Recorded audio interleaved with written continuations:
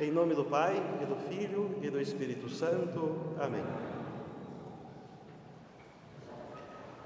Reverendíssimo Padre Jorge, caríssimos fiéis.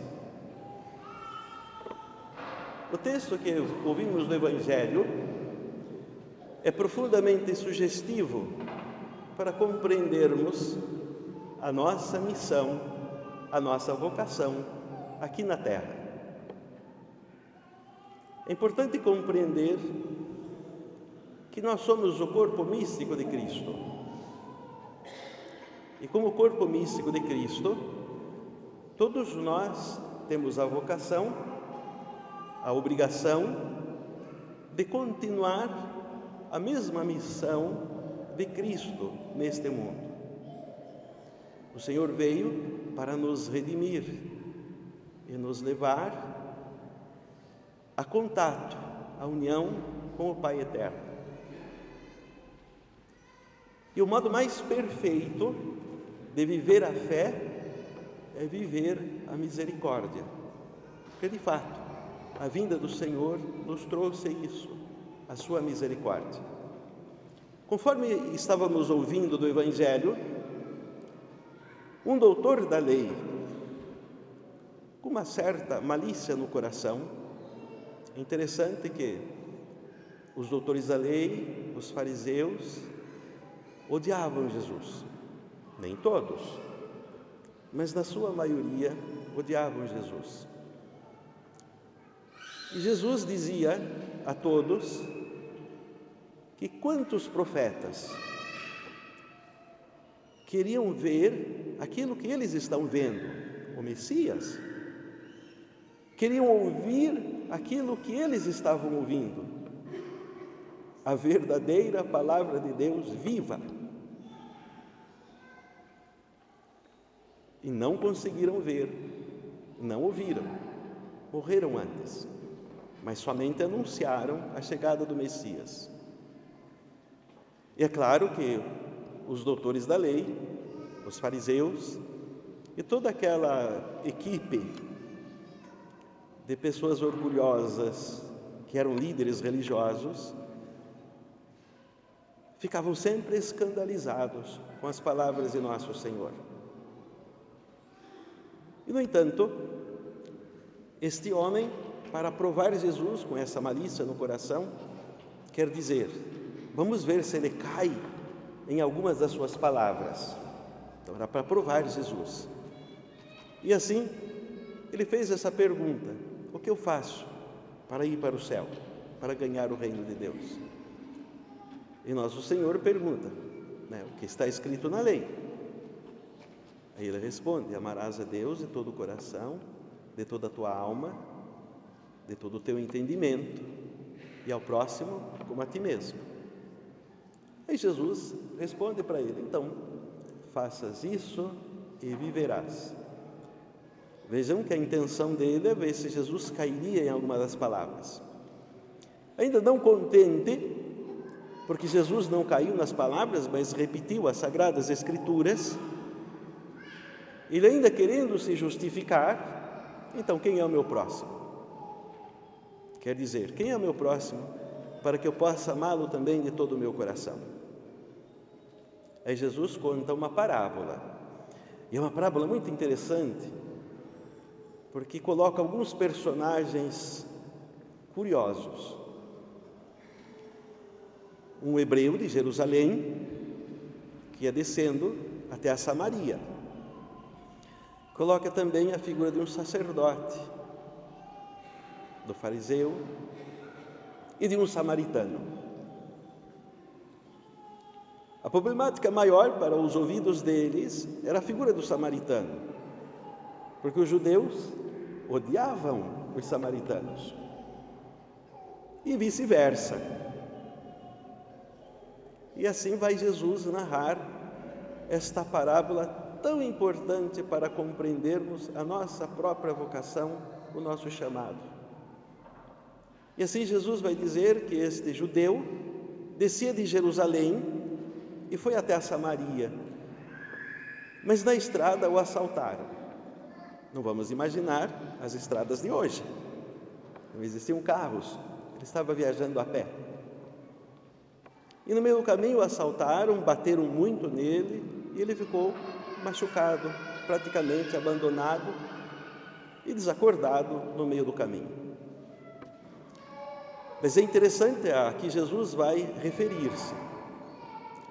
Passa primeiro um sacerdote, vê o que está acontecendo, não faz nada e continua seu caminho. O fariseu nem se interessa também, mas viu aquilo que estava acontecendo. Mas de repente chega um samaritano, imagine aos ouvidos deles, Jesus falando uma coisa dessa. Desceu um samaritano, viu aquilo e se compadeceu. Colocou ele no seu cavalo e cuidou das suas feridas e levou ele até uma pousada. Não havia os hospitais daquele tempo. E na pousada, ele pagou a pousada para essa pessoa, para o judeu. E além de pagar, depois que ele saiu, no outro dia, pediu para que o dono da pousada cuidasse dele, até que ele se curasse. E quando ele voltasse, deixou mais dinheiro lá para as despesas, e quando ele voltasse, se tivesse gasto ainda alguma coisa a mais, ele pagaria. Aí Jesus olha para eles, para esse especialmente, doutor da lei, e pergunta: qual foi o próximo dele? Daí o doutor da lei responde: aquele que usou de misericórdia. Nosso Senhor olha para ele, então faz o mesmo, usar de misericórdia. Mas é muito interessante, porque se a gente for olhar simplesmente da forma física, mundana, o que tem a ver os samaritanos e os judeus, que se odiavam tanto? Mas, no entanto, aquele coração do samaritano era mais próximo do judeu do que aqueles que eram os seus irmãos judeus, sobretudo os religiosos, o sacerdote e o fariseu. Eles nada fizeram, mas um estranho fez alguma coisa, porque tinha bondade no coração e usou de misericórdia. E aqui está a lição de nosso Senhor para nós: façamos a mesma coisa. Se formos observar, no decurso da história da Igreja, estas obras de misericórdia são e serão sempre o grande tesouro da Igreja. As boas obras que realizamos, sobretudo por amor aos homens, é a melhor coisa que podemos fazer para dar testemunho de Cristo. Quando olhamos a vida dos santos, que aliás, os santos são os grandes exemplos, o esplendor da vida da Igreja. Quando ouvimos a história das suas vidas, nós ficamos encantados pelas grandes obras de caridade. E essas obras de caridade mostram Deus.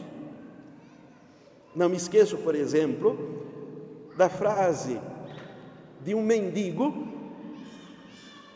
que foi atendido por Santa Teresa de Calcutá, que não lhe deu nada, porque não tinha nada, mas simplesmente uma atenção, porque estava sofrendo.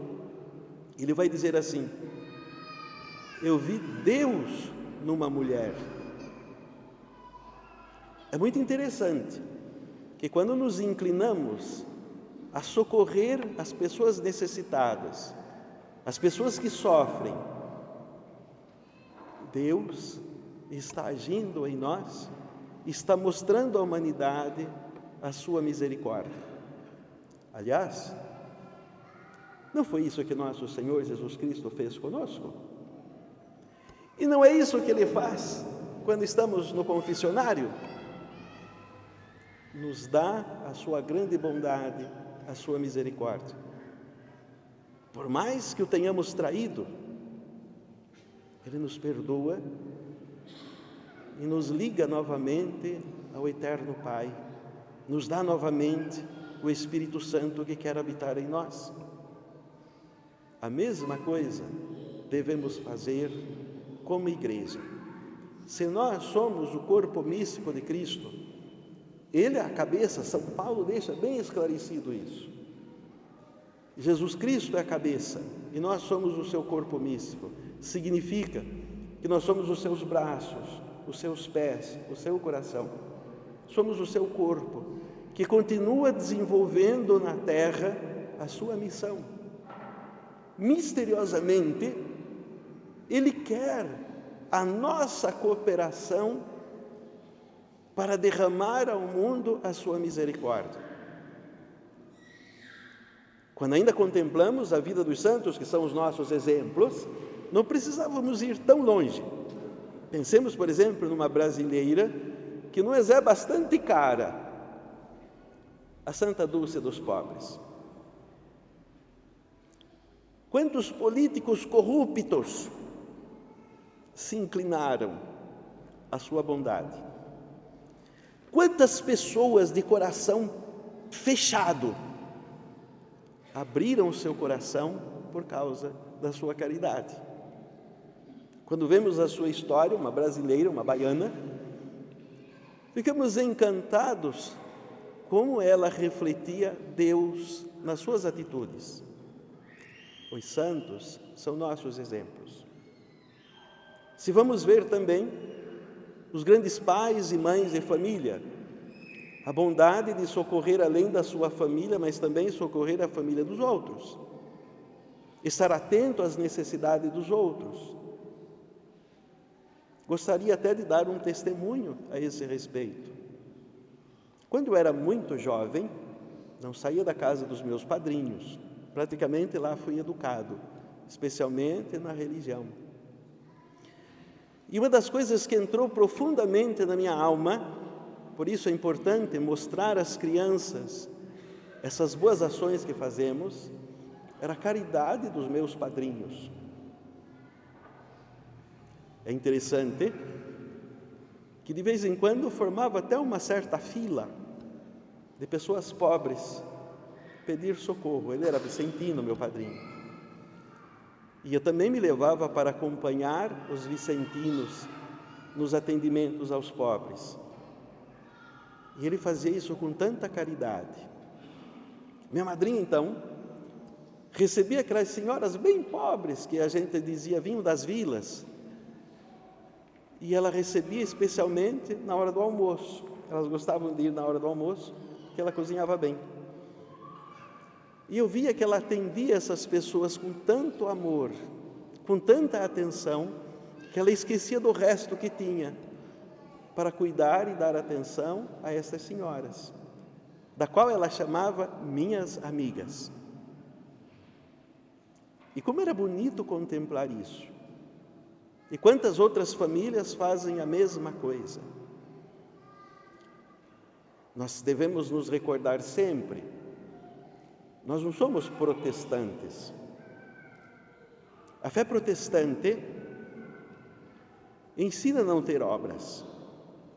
A fé católica deve ter obras, senão não é fé. Quer dizer, nós vivemos aquilo que nós acreditamos. A nossa fé não é só rezar o credo, não é só rezar as orações, claro, isso também é muito necessário. Mas não se resume a só isso. A assistir uma bonita liturgia, a comungar o corpo do Senhor, mas vivê-la a cada dia. Mas, sobretudo, no cuidado para com os outros. Afinal de contas, nosso Senhor nos ensinou que no dia do juízo final, todos estaremos ao seu lado, à direita e à esquerda. E vamos ouvir aquelas divinas palavras: eu estava com fome, eu estava com sede, eu estava nu, eu estava preso, eu era peregrino, eu estava doente, e assim por diante. E todas as vezes que fizestes ou não fizestes, foi a mim que fizestes ou não fizestes. É interessante como a caridade, a misericórdia, deve ser um ponto mais alto da nossa existência aqui na Terra. E quem é capaz de fazer isso de verdade? Quem é capaz de viver renunciando a si próprio, como Jesus pediu, para estar a serviço, a bondade e levar a misericórdia aos outros? De fato, aquelas pessoas que permanecem com o coração puro. Como o Senhor disse, bem-aventurados puros de coração, porque verão a Deus. Conseguem olhar no outro a imagem e semelhança do Senhor. Amam a Deus porque têm um coração puro. Amam a Deus de todo o coração, de toda a alma, de toda a sua existência. E ao próximo como a si mesmo, porque buscam a união com Deus e cuidam daqueles que necessitam. Vejamos o exemplo de Nossa Senhora. O devoto de Nossa Senhora é aquele que está a serviço dos outros. O verdadeiro devoto de Nossa Senhora é aquele que ama e ajuda e serve aos outros. Quando ela recebe a anunciação do anjo e escutou que a sua prima estava precisando, porque apesar da sua velhice estava grávida. Se uma jovem é difícil já a gravidez, imagine uma pessoa já idosa, que era um milagre. Ela não pensou duas vezes. A mãe de Deus, a Senhora de todos, a Rainha de todos nós, vai correndo às pressas para estar a serviço de alguém que estava precisando. Vamos ver também, em poucas partes do Evangelho, a preocupação que Nossa Senhora tem para estar socorrendo a todos os que necessitam. Que Nossa Mãe nos ajude a termos um coração dócil, a sensibilidade das pessoas que necessitam, para que não simplesmente como ouvintes, mas saibamos praticar a nossa fé no dia a dia da nossa existência. Em nome do Pai, e do Filho, e do Espírito Santo. Amém.